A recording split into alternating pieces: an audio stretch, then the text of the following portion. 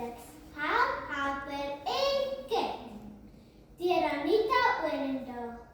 Dr. Dietrich. Spesialis in absoluut alles, van gebreekte hartsnare tot skewe skotas ruggraat. My pasiënte noem my die lewende pleister.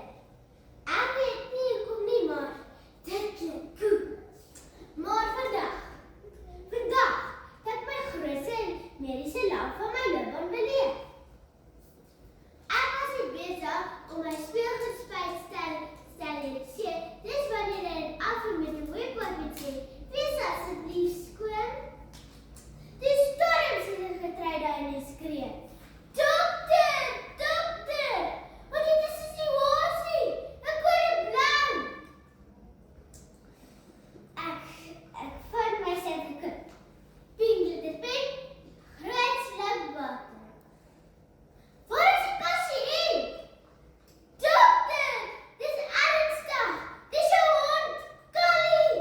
Ek word net te vind om soos 'n ambulans met 'n verseker. Ek glo voor my portofel. Maar ek land professioneel, natuurlijk.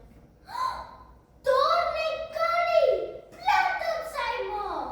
Dom uit, oog groot. Callie, praat met my, wat bekeer? Hy gee 'n klein puff. Ek begin my ondersoek. Eerstens, hartklop. Pliep, pliep, pliep, en die speel net weer. Twinkle, twinkle, little star. Ek moet regtig aan die speel gooi. Volgende, temperatuur.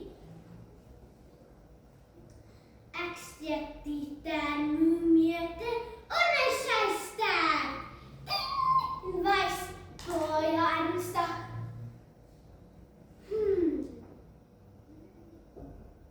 En toe vind ek die probleem. Dis nie sy hart nie,